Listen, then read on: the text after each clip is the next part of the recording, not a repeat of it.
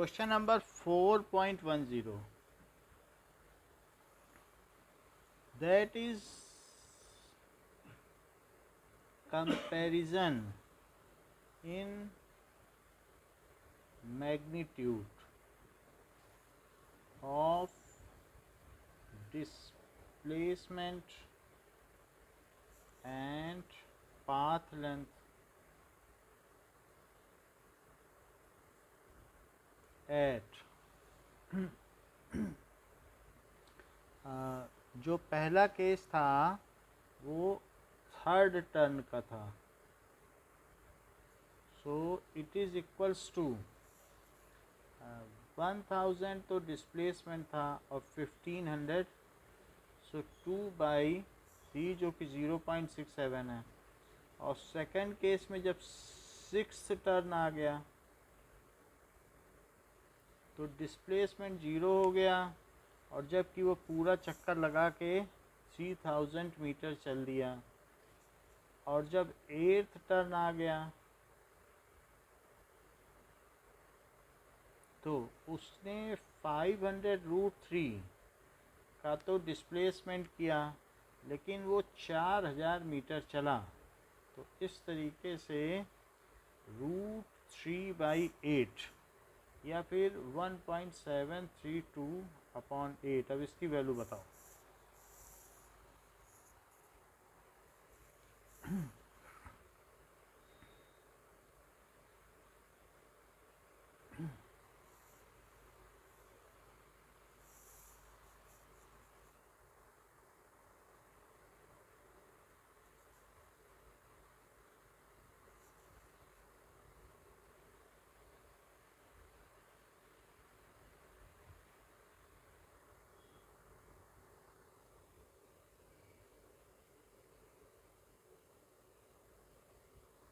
Am I audible?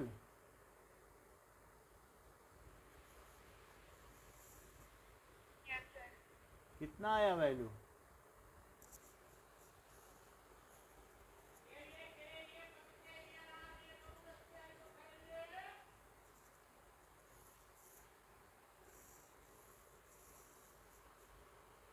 0.2165. A passenger arriving in a new town wishes to go from the station to a hotel located 10 meter away, kilometer away from a straight road from the station. A dishonest cabman take him in a circuitous path, 23 kilometer long, and reaches hotel in 28 minute. तो वो सीधे जाना चाहता था, लेकिन dishonest कैबमैन ने उसको सर्क्यूटियस path में लेके गया। वो तो वैसे तो 10 किलोमीटर दूरी पर होटल था, बट उसने 23 किलोमीटर दूर इस पाथ को ट्रैवल किया। तो और उसमें उसको 28 मिनट लगे। तो what is the average speed? So average speed of the taxi, it is path length upon time. So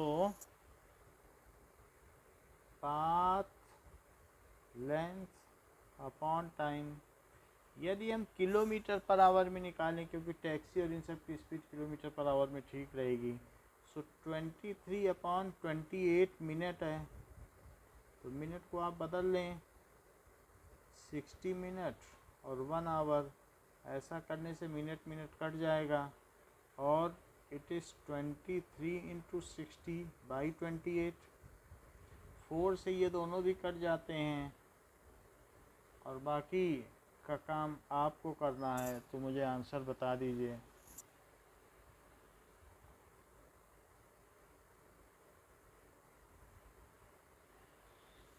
ये तो किलोमीटर है।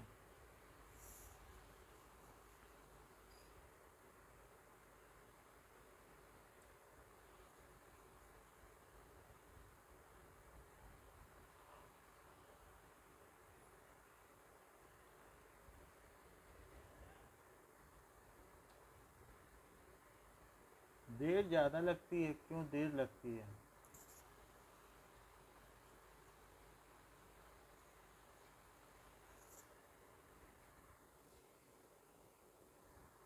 कितना आया?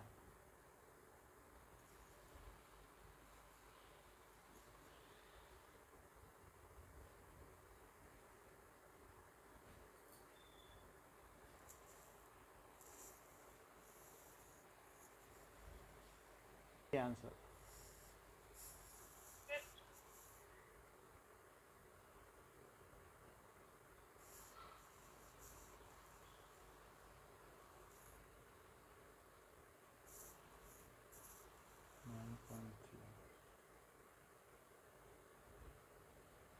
आपकी आवाज़ नहीं पहुंच रही है. Magnitude of average velocity.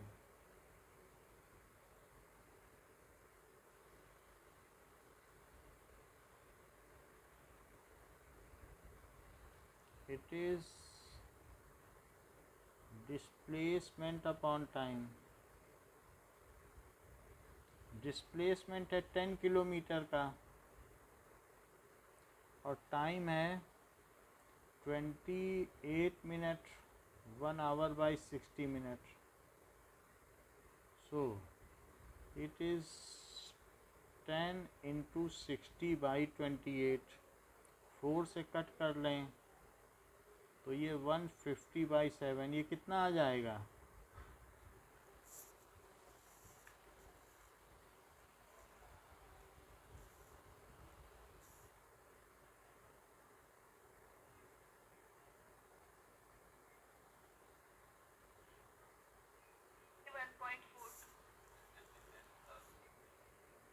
$1.42. 21.42 kilometre per our.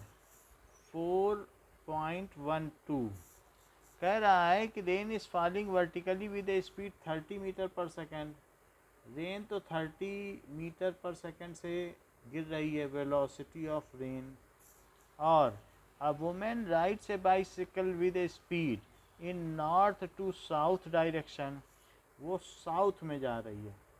तो अब देखो साउथ में जा रही है तो यहाँ पर देखा जाए तो नॉर्थ साउथ किया जा सकता है.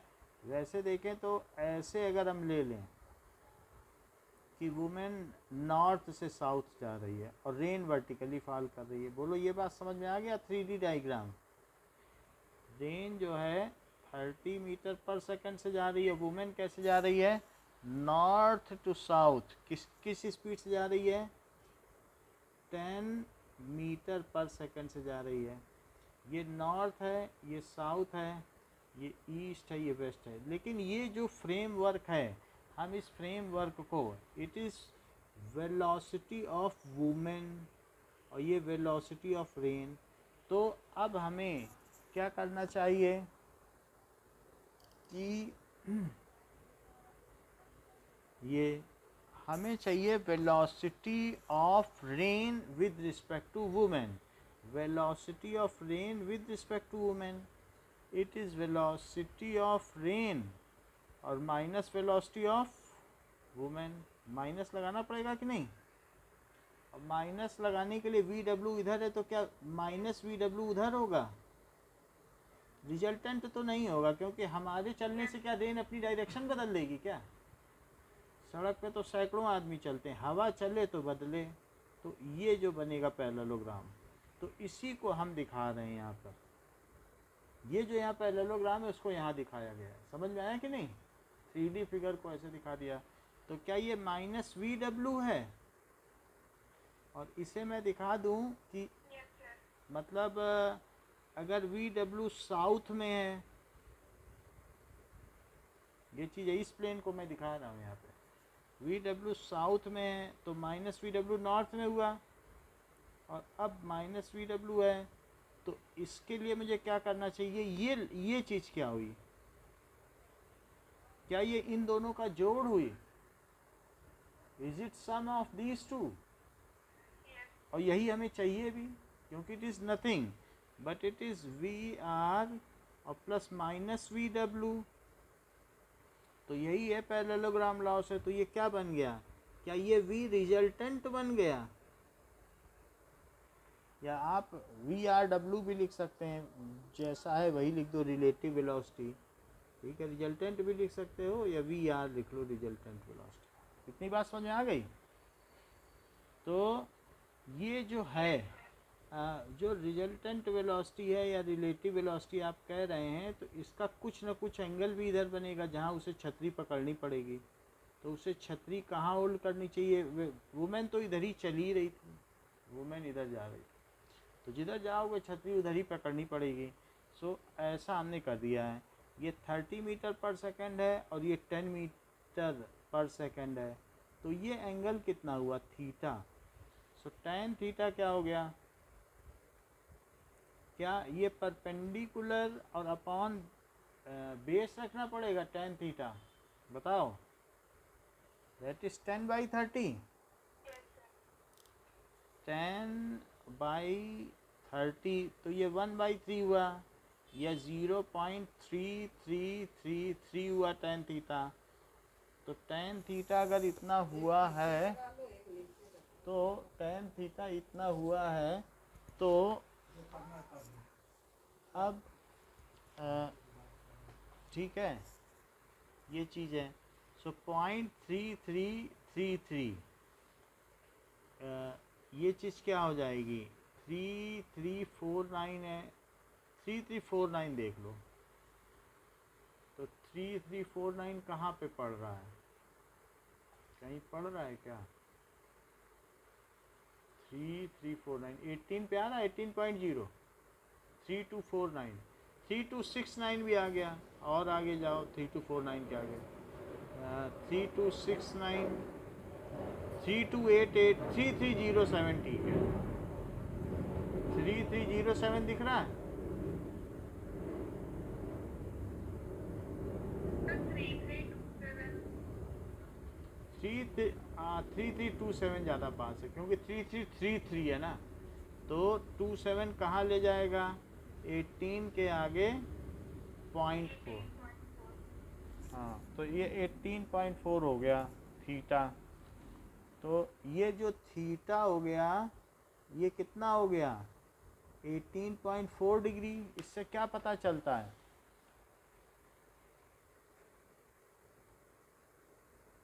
कि women should hold umbrella at 18.4 degree from vertical in, ठीक है, टूवर्ड्स साउथ।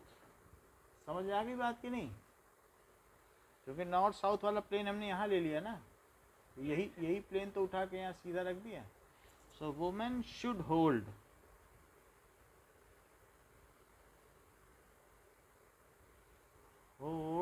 अम्ब्रेला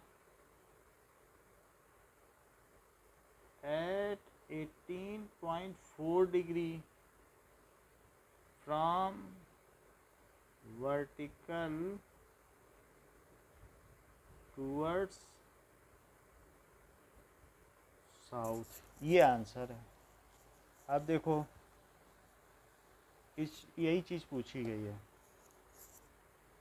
तो वन अगर आप कह दें कि 0.1 डिग्री में 6 मिनट होते हैं तो 4 डिग्री में 26 मिनट हो जाएंगे, क्योंकि 0.1 में 6 तो 0.1 करते जाओ तो 60 मिनट नहीं हो जाएंगे 1 डिग्री में, बोलो। तो 1 डिग्री में 60 मिनट तो 6 मिनट इज़ 0.1 डिग्री, बोलो ये बात सही है कि नहीं। 60 मिनट इज़ 1 डिग्री तो 6 मिनट क्या हो गया 1/10, दोनों तरफ 10 से डिवाइड कर दिया डिग्री, तो क्या 0.1 डिग्री में 6 मिनट हुए। तो कोई अगर आपको ये लिख कर दे दे 18 डिग्री 24 मिनट तो क्या आंसर सही है, क्योंकि यही पीछे दिया गया है। बोलो समझ में आ गई ना बात। अब देखो a man can swim with a speed 4 kilometre per hour in still water. So 4.13, तो वो स्टिल वाटर में ऐसे चल सकता है। How long does it take to cross a river 1 kilometre wide if the river flows. तो ये river flow कर रही है स्टीडली, अगर वो सीधे जाएगा तो सीधे नहीं जा पाएगा, क्योंकि सीधे जाने पे वो उधर निकल जाएगा। तो बेहतर है कि उसे किधर जाना चाहिए, इधर, तब तो वो सीधे जा पाएगा। तो उसे क्या करना है, he has to cross a river if river flows steadily and he makes his strokes normal to the river. लेकिन वो तो नॉर्मल अपने स्ट्रोक बना रहा है, सीधे सीधे जा रहा है, स्ट्रोक्स नॉर्मल कर रहा है, तो जाने की वो ऐसी कोशिश कर रहा है। आपको उम्मीद है कि पहुंच पाएगा। अगर उस मैन की जो स्पीड है वो 4 किलोमीटर पर आवर है और नदी जा रही है इधर की ओर, ये फ्लो कर रही है, तो फ्लो कर रही है, रिवर की स्पीड क्या है क्या 3 किलोमीटर पर आवर? तो 3 किलोमीटर पर आवर है, तो ये है उसकी स्पीड, ये है उसकी स्पीड, तो नदी की धारा का तो उस पर प्रभाव पड़ेगा ही। ये कोई रिलेटिव मोशन नहीं है, ये रिजल्टेंट है। हवा चलती है तो हवा चलने से बारिश पे प्रभाव पड़ता है, ऐसे पानी में नाव चलती है तो नाव पे पानी की वाटर करंट का प्रभाव पड़ता है। तो ये रिजल्टेंट स्पीड है। जाना ऐसे चाहेगा लेकिन पहुंच कहाँ जाएगा यहाँ, क्योंकि पानी ऐसे बह रहा है कि नहीं, ऐसे जाना चाहेगा लेकिन पानी बह रहा है तो क्या वहीं सामने पहुंचेगा कि बाहर ले जाएगा पानी उसको? तो ये वेलोसिटी ऑफ मैन है और ये वेलोसिटी ऑफ रेन है। इज इक्वल टू ना लगाएं क्योंकि वेक्टर लगा है, सिर्फ लिखने के लिए हम लिख देते हैं कि 4 kilometre per our velocity of man है।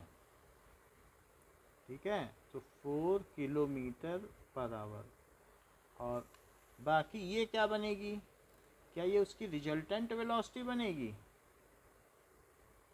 तो फिर रेन को स्मॉल से लिख लो, रेन है या वाटर है, स्ट्रीम कुछ भी लिख लो, वाटर लिख लो।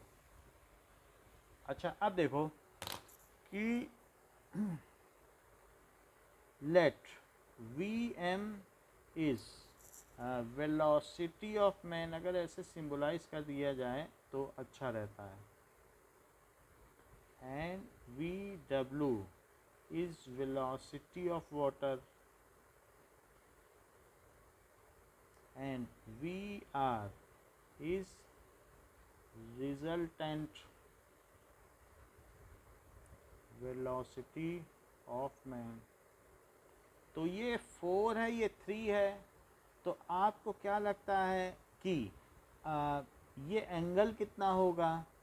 तो tan थीटा निकालो। सो tan थीटा क्या चीज़ हो जाएगी? क्या वो 3/4 होगी? तो tan थीटा क्या हो जाएगा? क्या 0.75? क्या आपके पास लॉग टेबल अलग से है कि आप फ़ोन में ही देखती हो?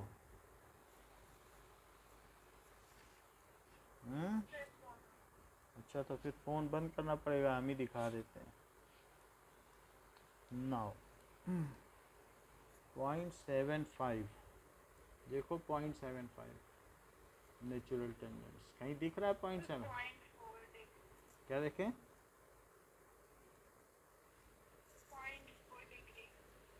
0.4 क्यों? कितने डिग्री, कितना आ रहा है टोटल? बताओ आंसर। 0.4 डिग्री कैसे बता रही है? कुछ डिग्री तो बताओ, ये डिग्री नहीं बताओगी तो 0.75 कहाँ पहुँच रहा है? 0.7508 ले लो, ये है कि नहीं? 0.7508 यही तो है। तो ये कितनी? 36.9 बताओ। Okay, so it is tan theta, आपको पता चल गया। तो अब हाउ फार, बस tan थीटा इतना ही रखो, इससे ज़्यादा हमें लेना देना नहीं है। हमें आ गया है, अच्छी बात है हमारी सूचना के लिए। लेकिन ये भी देखो कि अगर ये 4 है, ये जो चीज़ है ये tan थीटा है, और रिवर की विड्थ कितनी है? क्या 1000 मीटर है? 1 किलोमीटर, ठीक है, और ये थीटा है, तो वो अपने नॉर्मल से कितनी दूर जाएगा, यानी अक्रॉस से कितना दूर चला जाएगा? How far does the river he will move. वो बी पे नहीं पहुंचेगा, वो सी पे पहुंचेगा। So let C is reaching at C, let he is reaching at C. तो tan थीटा क्या होगा बताओ? क्या A B upon B C हो जाएगा? और tan थीटा क्या 0.75 आया है, और ए बी क्या 1000 है, और बी सी का पता नहीं? बोलो कि हमने गलत लिख दिया, बेस बाई परपेंडिकुलर लिख दिया क्या?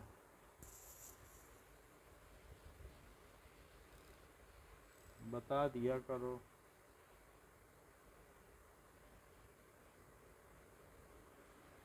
गलती नहीं बताती हो। बीसी बीसी कितना है नहीं पता। 1000 इधर ले जाओ 750 BC. So he will be 750 metre away from the point across river. Answer समझ में आ गया. So he will be 750 meter far from the point just across river.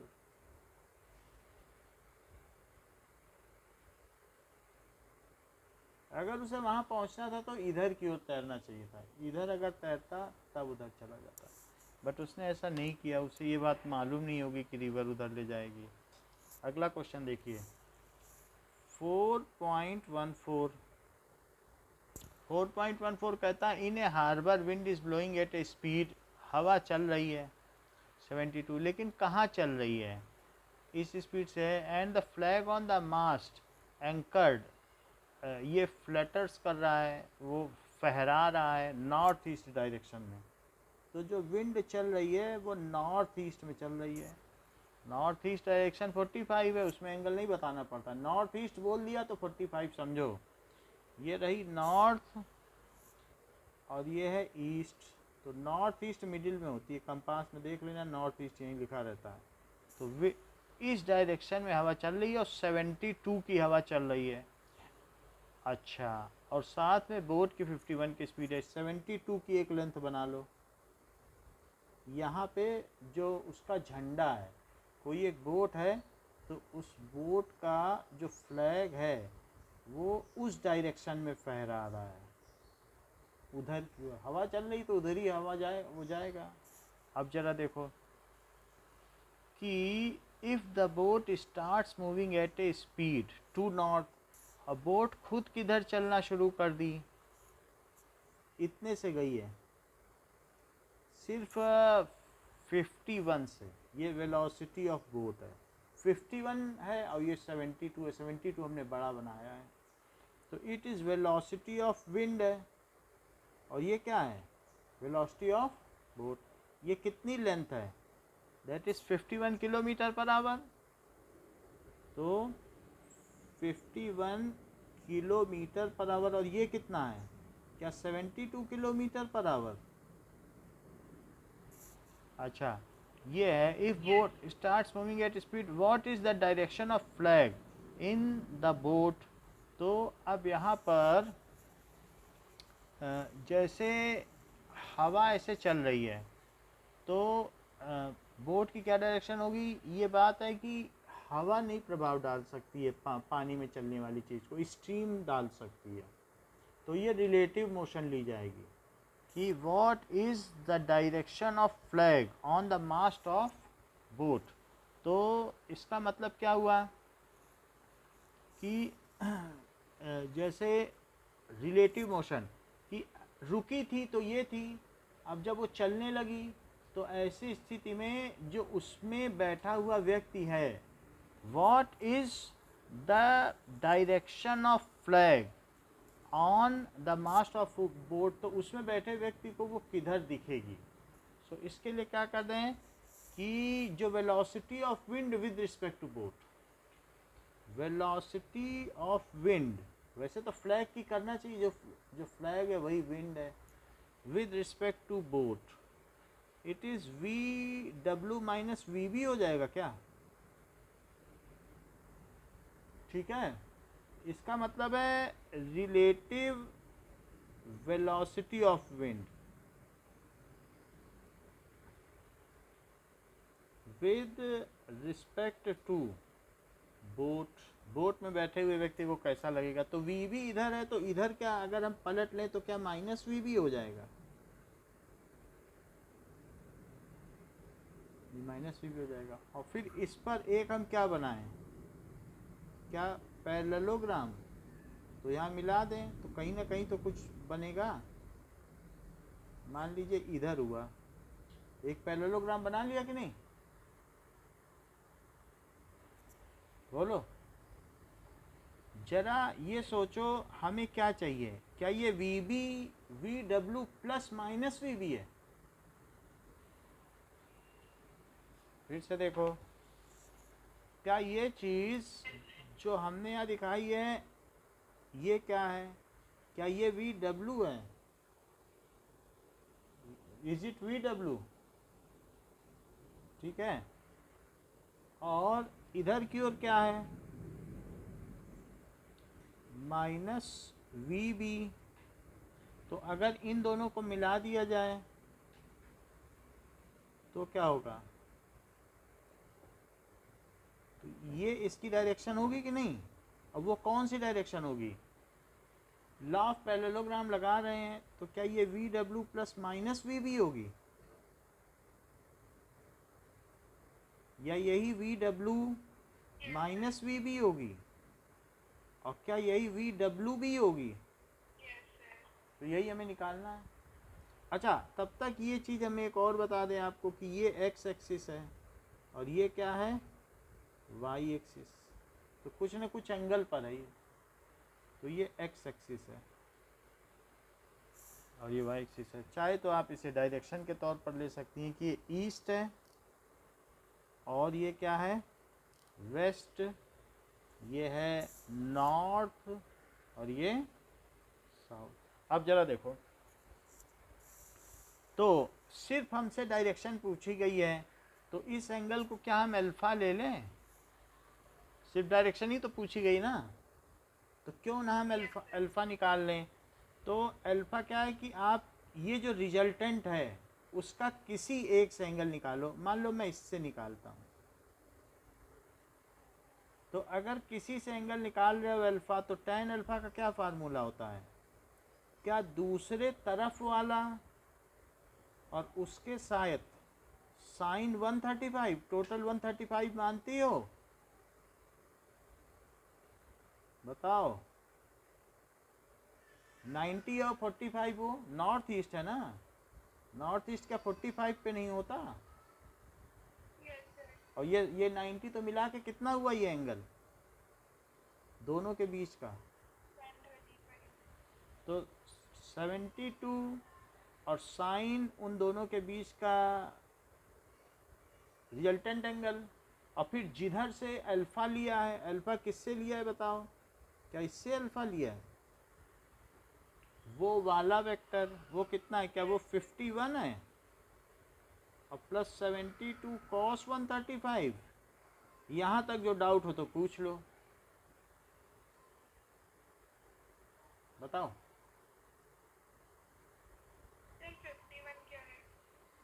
51 उस बोट की वेलोसिटी है, मैग्नीट्यूड। वैसे तो 51 ही है ना, कितना लिया? 51 है ना, बुक में देखो, पढ़ो। बोट की ऊपर की वेलोसिटी 51 थी, उसी को तो पलट दिया। तो मैग्नीट्यूड थोड़े ना बदल जाएगा, मैग्नीट्यूड लिया जाता है ना। 51 नहीं रहा ये, 72 ये रहा। कहो तो हम लिख दें, और ये है 51। अच्छा, यहाँ तक बात आपको समझ में आ गई है। तो 72 और साइन 135 क्या है? क्या ये 180 माइनस 45? वो भी चलो ठीक है, एक ही बात है सब। चलिए ऐसे लिख दिया तो क्या हो गया ऊपर?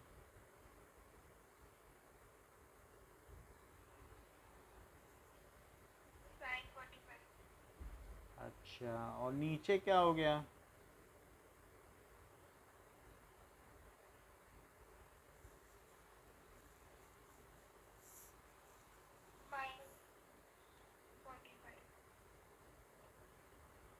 ठीक है, तो 72 इंटू 1/√2,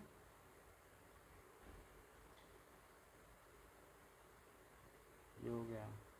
अच्छा, अब देखो √2 इसके साथ ले लो, 72/√2, और √2 अगर इसके साथ ले लिया और माइनस 72/√2, तो क्या √2 कट गए और हमारे पास 72 बचा और 51 √2 है, ज़्यादा कुछ करने से फ़ायदा नहीं पड़ेगा, 1.414 लिख दें और -72। अच्छा ये चीज़ क्या आ गई है, इज इक्वल टू का साइन कोशेंट पे लगाया जाए, ये tan थी, tan अल्फ़ा आ गया है। ज़रा इनको मल्टीप्लाई करो 1.414 को इससे, sir.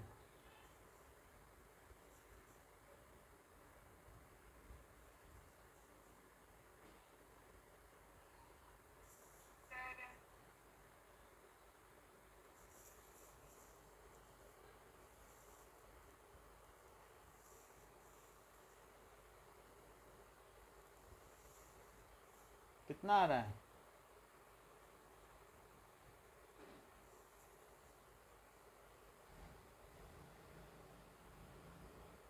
देर लग रही बताने में आपको?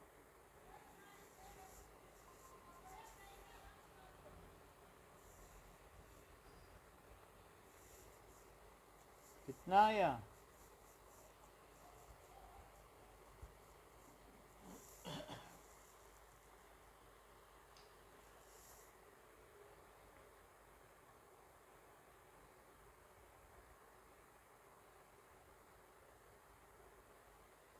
What is the answer?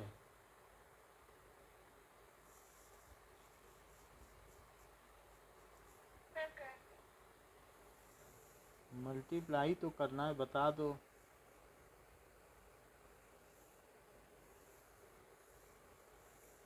जो आया है वही आएगा, बता दो 51.57. कितना कितना। 71.57. हाँ ये ठीक है। सो 72/71.57 आया है ना। अगर मैं इसे और बढ़ा दूं तो ये 72 ही आ जाएगा। चाहे तो आप √2 × 51 करके देख लो, बिल्कुल एग्जैक्ट आएगा। मतलब पहले √2 की वैल्यू निकालो और फिर 51 का मल्टीप्लाई करो, ऐसा करके देखो ज़रा कैलकुलेटर में।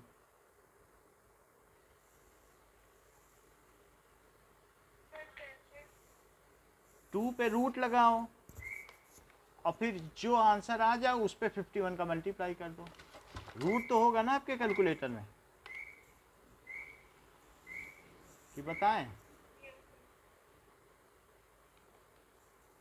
2 पे रूट लगाया, जो आया, और उसमें किसका इंटू कर दिया 51 का, तो क्या आया?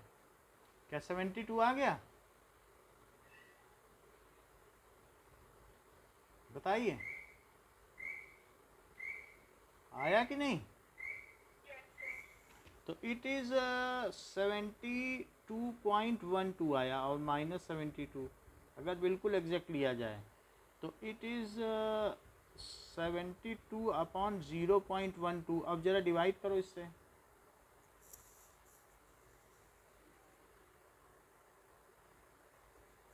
Sir, 576. 576 पॉइंट, बोलो। 92. अच्छा अब tan निकालो। तो टेंजेंट में क्या होता है कि जब आप आगे चलती हो 88 89 के पास, देखो कितनी तेज़ी से वैल्यू बढ़ रही है। क्या आप 89.9 पे 573 तक पहुंच जाती हैं, क्योंकि इन्फिनिटी जाना है इसको, ये कहाँ रुकने वाला है। तो 89.9 से भी आपका ज़्यादा है, तो क्या 90 ना मान लिया जाए? बोलो। Yes, sir. तो इसलिए जो अल्फ़ा है वो इट इज़ अप्रॉक्सीमेटली 90 डिग्री है। और 90 डिग्री का मतलब क्या है कि अगर ये 90 डिग्री है so that flag will flutter towards east, ठीक है, relative to person sitting in boat. Flag किधर लहराएगा, यहाँ से 90 ले लो ना, समझ में आ गई बात? सो फ्लैग विल फ्लटर किधर पर करेगा, विल फ्लटर, ठीक है। ये चीज़ कही गई है। वैसे flag will flutter with respect to थोड़ा सा ये इसे 90 नहीं मान रहे हैं, 89.9 ही मान रहे हैं, हम भी मान लेते हैं, तो थोड़ा सा फर्क है। 89.9 आपको दिखाया था कि नहीं? सो अगर ये 89.9 है तो फिर इसकी डायरेक्शन इधर हो जाएगी, यहाँ पे पूरा 90 नहीं बना ना, पूरा बना 90, फिर ये इधर हो गया। अल्फा कितना है 89, तो क्या 90 से ऊपर चला जाएगा 89.9 है तो ऐसी स्थिति में जो ये है अल्फा यहाँ पे बन रहा है, और ये उसकी डायरेक्शन है कि हवा जो चल रही थी, और बोट का माइनस लिया, तो यानी अब इससे ये लो और फिर इसको इधर ले लो, जहाँ तक जाए वही है पैरेललोग्राम। तो ये v माइनस वी बी है और ये वी डब्ल्यू है, और ये जो है ये अब अल्फा हो गया। तो flag will flutter at 0.1 degree towards, किसकी तरफ है ये बताओ? टूवर्ड्स साउथ ऑफ ईस्ट, बोलो। तो ऐसा ही पीछे south of east. So flag will Flutter, क्योंकि 89.9 तो यही हो गया, तो बचा कितना? 0.1 ही तो बचा। अल्फा कितना हो गया? 89.9 डिग्री। तो एक जो 0.1 डिग्री बचा हम उसकी बात कर रहे हैं। So flag will flutter relative to mast, जो उसमें बोट पे बैठा है, at 0.1 degree towards south of east. ये बात कही गई आपको। अच्छा, अब आगे आ जाओ। क्या 4.15 आपको कराया जा चुका है कि अ सीलिंग इज 25 मीटर हाई? एक सीलिंग है 25 मीटर हाई है, और अब इसमें कोई बच्चा बॉल फेंक रहा है। So what is the maximum horizontal distance that A ball can be thrown? अगर वो 40 मीटर से फेंकी जाती है स्पीड से यहाँ से, तो वो कितनी डिस्टेंस कवर करेगी? तो यहाँ से हम फेंकें बॉल को, और बॉल सीलिंग को टच करती हुई यहाँ गिरे, सीलिंग को टच करेगी ना, यही तो है सीलिंग ऊपर की। तो वो कह रहा है कि टकराए ना, बस हल्की सी छूती हुई आ जाए, और हम उसे किस स्पीड से फेंकना चाहते हैं बताओ? 40, ठीक है। तो इसकी स्पीड कितनी हो गई? 40 मीटर पर सेकेंड। यहाँ मैक्सिमम 45 डिग्री वाला नहीं चलेगा, पता नहीं 45 पे फेंको तो सीलिंग ही न टकरा जाए, तो 45 से कम पे फेंकना पड़ेगा। क्योंकि आप देख लें कि जो आर मैक्स होती है वो क्या होती है? क्या यू स्क्वायर बाई 2g होती है कि जी होती है? जी। तो अगर वो 40 से फेंकेगा तो, और नीचे 9.8 रख दो, तो ये कितना आ गया? इसकी वैल्यू बताओ ज़रा हमें। और इसकी हाइट तो टोटल कितनी है? 25 मीटर है, बोलो।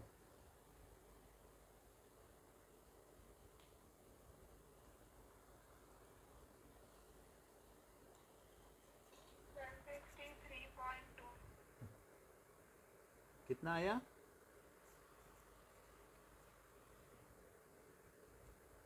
एक बार और। 163।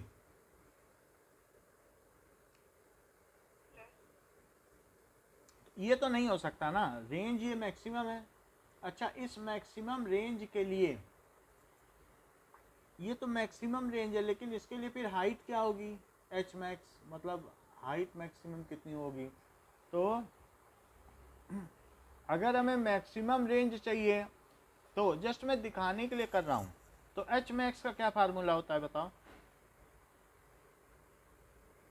क्योंकि वो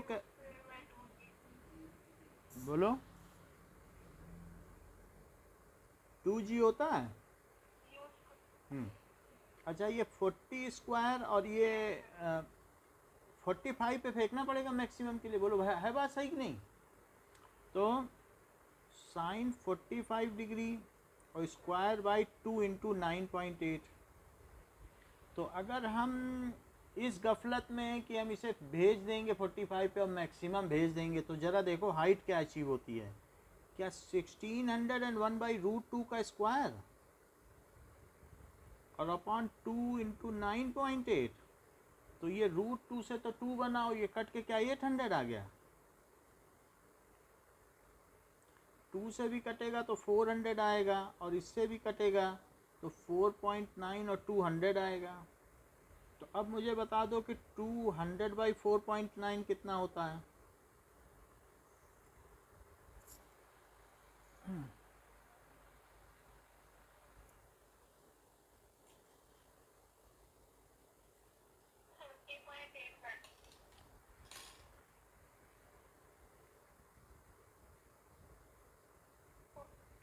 यही है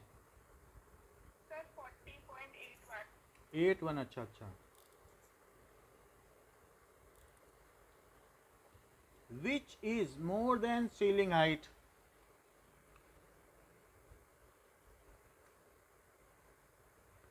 सीलिंग हाइट। सो इसलिए this case is not applicable, इसलिए हम आर मैक्स तो नहीं पा सकते हैं। So this case of R max, ये करना नहीं है, बस मैं बता रहा हूँ, is not applicable. No need to do this, फिर भी समझने के लिए बताया।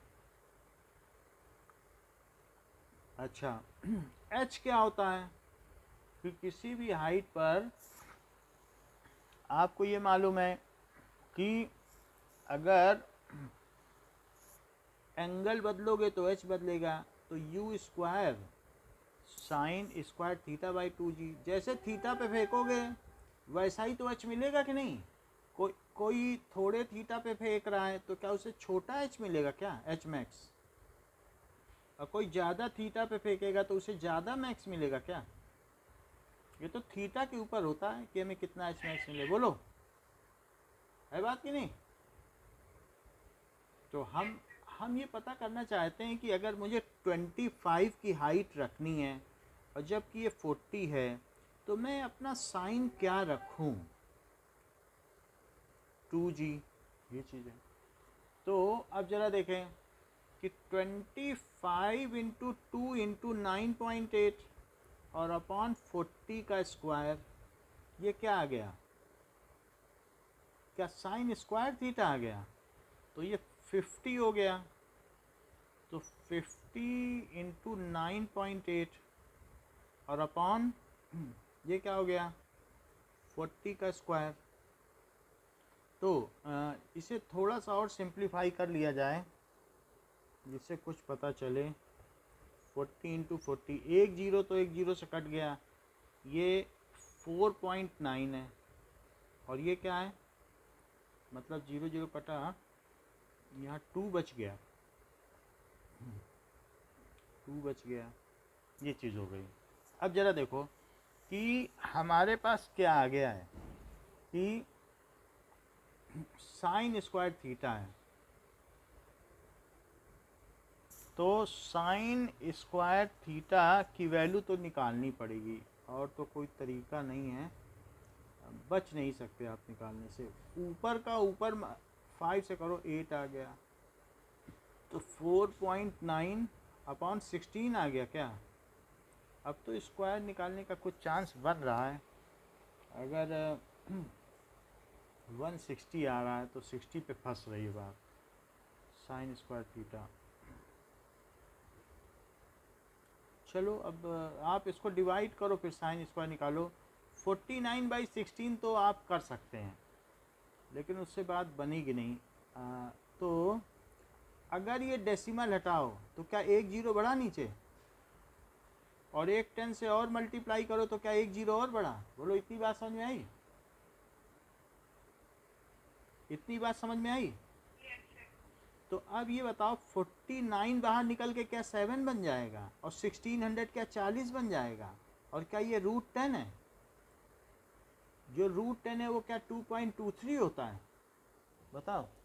और नहीं तो चेक करो एक बार, हमारा भी कंफर्म हो जाए।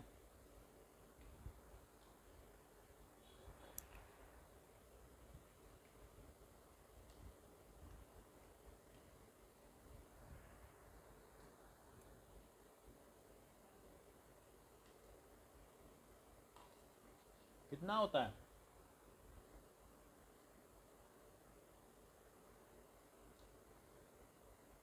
3.16.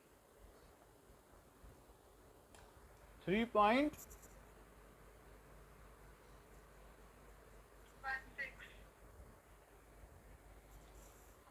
बाद में धीमे बोलती हो, थोड़ा शुरू में तेज बोलती हो।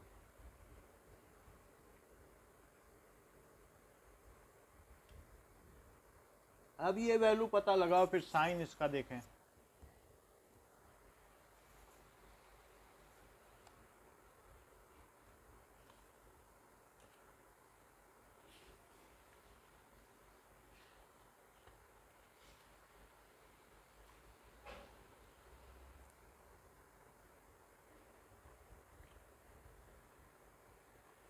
Zero point five three.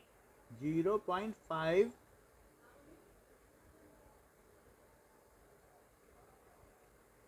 0.5 cut रही आवाज। 0.513. 13 ना? एक डिजिट और बताओ, 4 डिजिट की होती है साइन लॉग टेबल में। Sir, 0.5533. ओके ओके, 5533 बता रहे हो। 5533। चलो अब इसको साइन में देखो कि ये क्या होता है। तो मैंने साइन खोल रखा है, नेचुरल साइन आप देख लीजिए, लॉगरिदमिक नहीं देखना है, नेचुरल साइन देखना है। और 5 देखना है, तो 5 कहाँ पे है? 5592 दिखाई पड़ रहा है? हमें 5533 के आसपास देखना है। जहाँ 5533 के आसपास कुछ दिख जाए वहीं रुक जाओ। 5534 है. हाँ, ये 34 है, तो ये 33 है। और इसके ऊपर देखो, तो इसके ऊपर देखने पे क्या पता चलता है? 0.6, 33.6 पता चला। ओके 33.6. तो इस तरीके से जो थीटा हो गया वो 33.6 डिग्री हो गया। 33.6 डिग्री हो गया। अब हमें रेंज चाहिए इस पे, तो रेंज का फार्मूला बताओ। u square sine 2 theta by g हुआ। Yes, sir. तो u स्क्वायर और साइन 2 इंटू 33.6 डिग्री और बाई 9.8, और u की जगह 40 रख लो। अच्छा, अब ये हो गया 1600, और साइन 2 से मल्टीप्लाई इसको करो तो 66, 67.2, 67.2 डिग्री अपॉन 9.8। फ़ोन को बिना ऑफ किए क्या तुम वैल्यू देख के बता सकती हो अपने में से? ऐसा किया जा सकता है कि नहीं? Sir, क्या? मतलब आप अपने लॉग से हमें वैल्यू बता रहे हैं। Yes, sir. अगर कर सकती हो तो बताओ।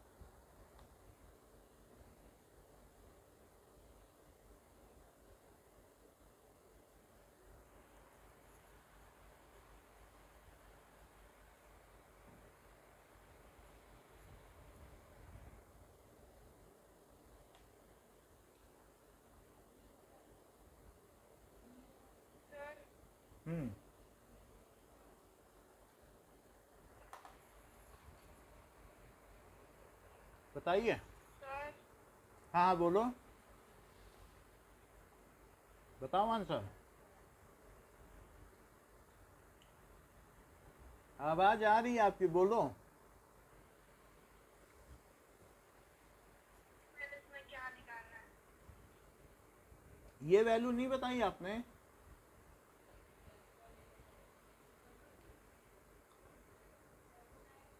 नेचुरल साइन हमने कहा था 0.92। 0.92 है। 0.92, अच्छा, इतना ज़्यादा आ रहा है। सर साइन 67 पॉइंट की वैल्यू ना। हाँ 0.92 यानी करीब करीब 1 के करीब बैठ रही हो। एक बार मैं भी देख लूँ फिर, अगर ऐसी बात है कि इतना फ़र्क आ जाता है। साइन 16, हाँ सही कह रही हो। तो अब देखो 1600 0.9205 आया कि नहीं, या जो भी आया हो, आपने यही बताया तो यही लिख देते हैं। और 9.8, अब इसकी वैल्यू बताओ।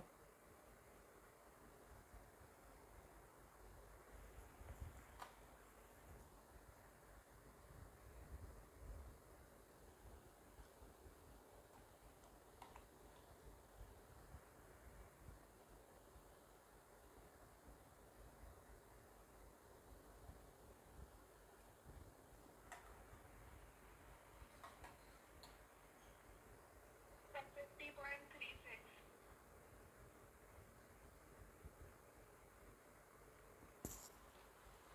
67 का आपने 0.2 देखा था क्या?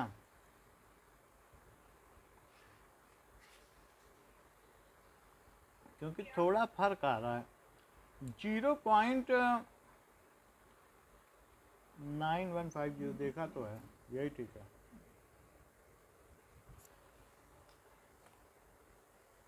इतने मीटर आ गया, बोलो। अगर मान लो वहाँ तुमको ये टेबल न मिलती तब क्या करती? ऐसा भी हो सकता है टीचर कहे हम नहीं देंगे टेबल, करना है करो, न करना है न करो, ऐसा भी हो सकता था ना। तो साइन स्क्वायर थीटा क्या होता? साइन स्क्वायर थीटा आपके पास क्या आया है? क्या 4.9/16 आया है? चेक करो, यही आया है कि नहीं? तो कॉस स्क्वायर थीटा क्या आएगा? Yes sir. क्या 1 माइनस साइन स्क्वायर थीटा आएगा क्या? तो 1 माइनस 4.9/16, अगर 16 ऊपर ले लिया जाए तो ये 11.1/16 आ जाएगा। तो फिर कॉस थीटा क्या आ जाएगा? क्या ये रूट में आ जाएगा? और साइन थीटा क्या आ जाएगा? क्या रूट 4.9/16 आ जाएगा? बोलो। Yes sir. और आर क्या होता है? क्या यू स्क्वायर साइन 2 थीटा/जी? तो ये 40 का स्क्वायर और 2 sine theta cos theta g. Is it 1600 into 2 से तो इसे कट ही कर दो, 4.9 आ जाएगा। तो साइन थीटा की वैल्यू क्या रखोगी? 4.9/16, 11.1/16। मतलब ये ठीक है, 16 में से 4.9 गया तो कितना हुआ? 5 गया, ये सही है, 5 जाने से। और अपॉन 4.9, रूट 16 और रूट 16 तो इससे बाहर आ जाएंगे, ये नहीं फंसेंगे। और वो काट के इसको 100 कर देंगे क्या? और रूट के अंदर क्या 4.9 और 11.1 का मल्टीप्लाई हो जाएगा, रूट ए इंटू रूट बी? बोलो। Yes sir. अच्छा अब इसकी वैल्यू बता दो, इसके अंदर वाले की। मतलब लॉग टेबल ना मिले तो क्या किया जाए, वो हम बता रहे हैं।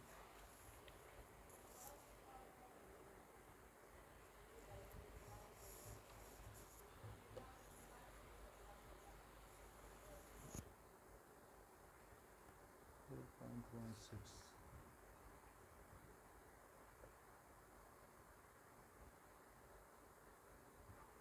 24.57. ये करीब करीब 5 के बराबर है, फिर भी अब इसकी वैल्यू बताओ।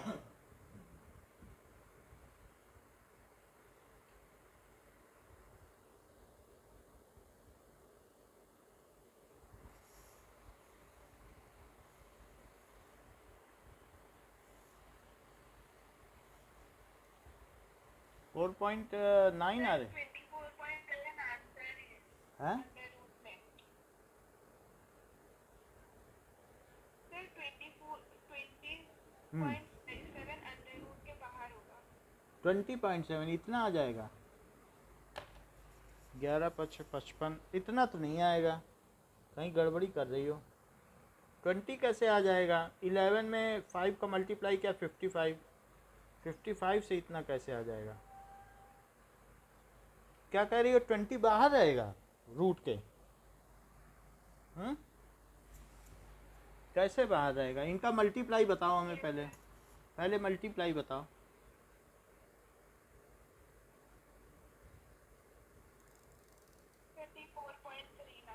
34 तो 34 है, अब तो 6 से कम ही आएगा ना।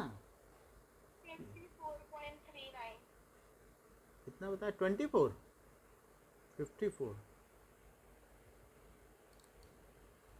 चलो 54 है, 54 बता रही हो ना। अब इसका आंसर क्या आएगा बताओ रूट में? 7.37 हाँ, अब बताओ पूरा आंसर जरा।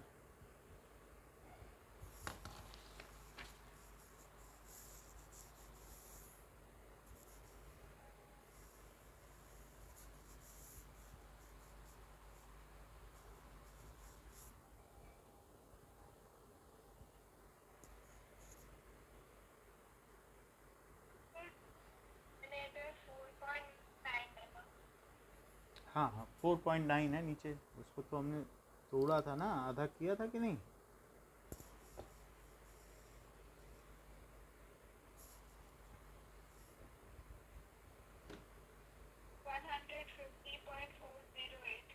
ये ज़्यादा एग्जैक्ट आया है। वो वहाँ 36 आया था, 408 है, पीछे 50 आंसर है। तो थोड़ा थोड़ा अप्रॉक्सीमेशन हम लोग कर ले रहे हैं, तभी बिल्कुल हम पहुँच नहीं पा रहे हैं, फिर भी ये ज़्यादा एग्जैक्ट है। समझ में आया ना कि लॉगरिदमिक ना हो तो कैसे करेंगे।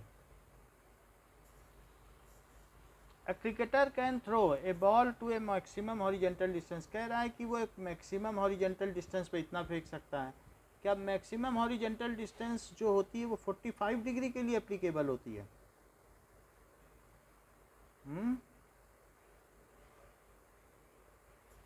That is u square by g. तो वो कह रहा है क्वेश्चन की 100 मीटर तक वो दूर फेंक लेता है, तो 45 पे ही फेंकता होगा, तभी तो फेंक लेता है दूर। बोलो आर मैक्स।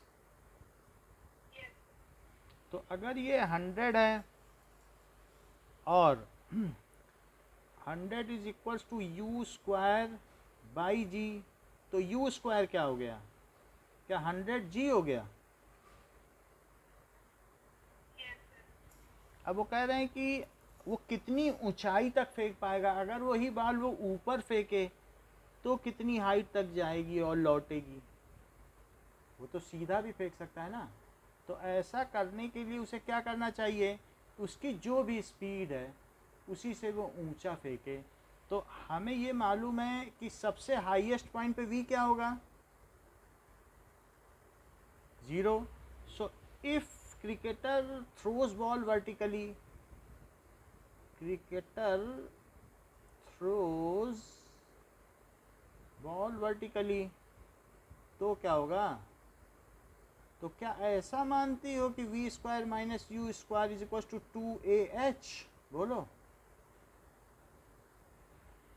तो वी क्या 0 हो जाएगा और u क्या हो जाएगा? u स्क्वायर क्या 100g हो जाएगा और a की वैल्यू क्या -g हो जाएगी, क्योंकि g नीचे लग रहा है, बॉल ऊपर फेंकी जा रही है और g नीचे लग रहा है, डेसिलरेशन हो रहा है क्या? अच्छा, तो एक मिनट, और h हमें निकालना है। तो अब h कैसे निकाला जाए?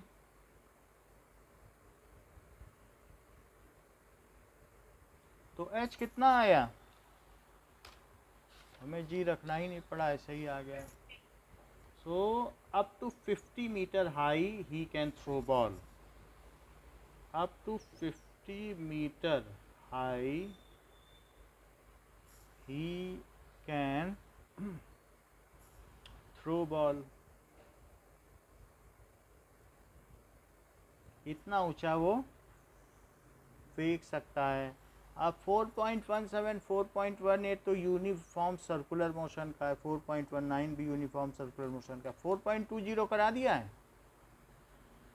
4.2021 तो करा ही दिया है, 22 भी हो चुका है।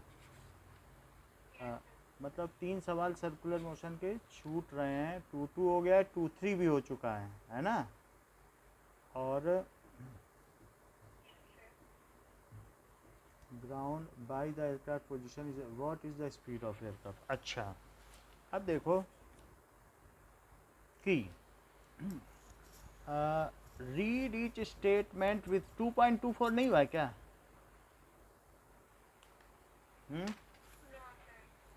तो 2.24 करो।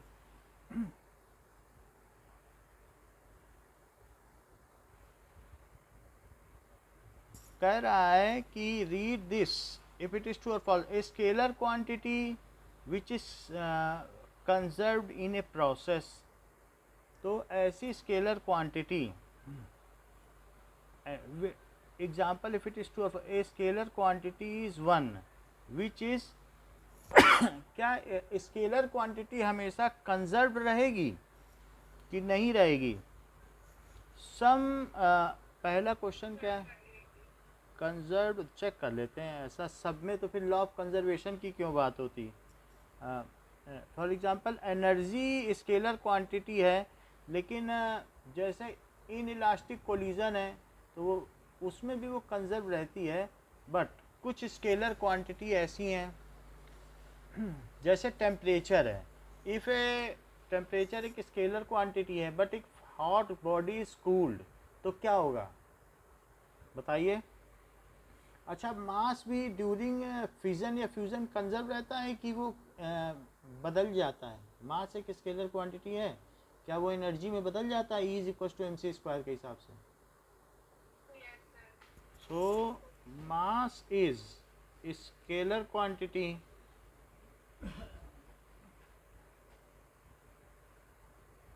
but it changes या decreases during nuclear reaction।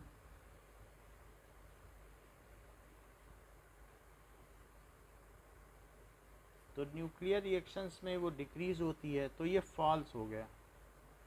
Speed भी घटती बढ़ती रहती है, कोई कंजर्व थोड़ी रहता है, स्पीड भी तो बदलती रहती है, टेम्परेचर बदलता रहता है। सिर्फ मोमेंटम की बात छोड़ दी जाए तो वो भी मोमेंटम भी कब कंजर्व है? If no external force is applied, otherwise conserve रहना किसी चीज़ का बड़ा मुश्किल है। बी देखो, can never take negative value, क्या स्केलर क्वांटिटी कभी निगेटिव वैल्यू नहीं ले सकती है? False. Temperature can take negative value कि नहीं? Can be negative.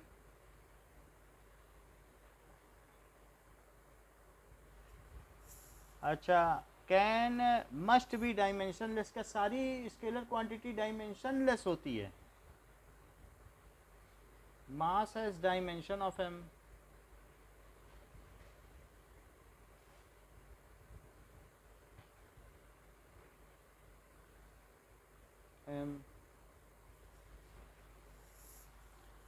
Does not vary from one point two other in space. तो कि जैसे कि जी की वैल्यू है, क्या वो बदल जाती है? मून पे अलग और यहाँ अलग है। फॉल्स। वैल्यू ऑफ जी, जी एक मैग्नीट्यूड है, बात समझ आई? एफ इज इक्वल्स टू जी, तो m1 m2 और अपॉन आर स्क्वायर। तो प्लेनेट का मास और जी और आर प्लेनेट का रेडियस, उससे मिला के जी आता है। So value of ji changes, ठीक है, from one place to other, अर्थ पे ही चेंज होता रहता है, पोल पे अलग है, इक्वेटर पे अलग है, बदलती रहती है। अच्छा, has the same value for observers with different orientation of axis. So कि जो स्केलर क्वांटिटी है उसको ओरिएंटेशन से मतलब नहीं है, जैसे डेंसिटी है, मास है, तो आप चाहे यहाँ से देखो वहाँ से देखो, ये इट इज़ डायरेक्शनलेस क्वांटिटी, तो कहीं से भी देखी जाए मास तो वही रहेगा कि नहीं, टेम्परेचर किसी भी बॉडी का वही रहेगा। So it is true as scalar quantity has no direction, has no direction, so it is independent of orientation।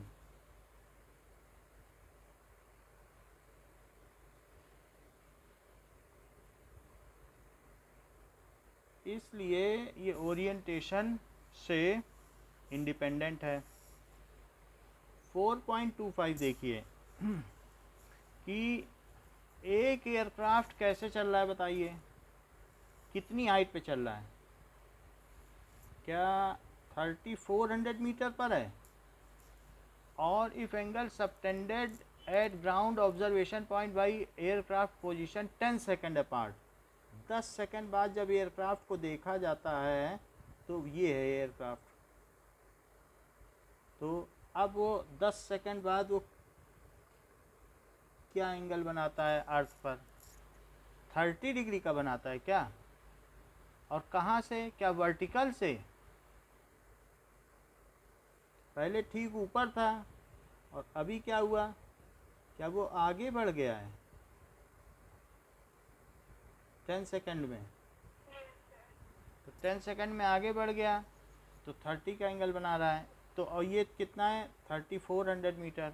तो क्या आप ये बता सकते हैं कि ए से बी तक वो कितना चला होगा 10 सेकेंड में, ज़रा 10 30 लगाओ, 10 30 is equal to A B upon 3400, तो बताओ 1/√3 और 3400 भी यहाँ ले लो, तो क्या ये ए बी हुआ, तो अब स्पीड क्या हो जाएगी, क्या ए बी बाई टाइम, बोलो, क्योंकि इतना ही तो एयरक्राफ्ट चला है, यही इसकी एरियल डिस्टेंस है, ए बी कितना है और टाइम कितना है, क्या 10 सेकेंड, तो ये कट गया, तो 340/√3, √3 को क्या कर दो, सो 340 इंटू 1.732/3, अब इसे आप सॉल्व करें तो हमारा आंसर आ जाए।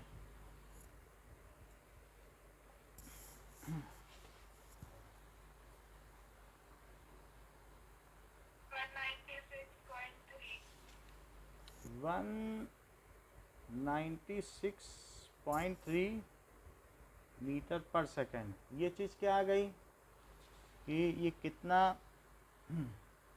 चलता है, ठीक है,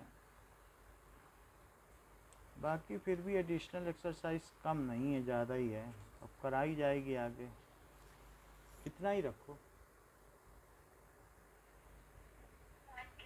वेलकम।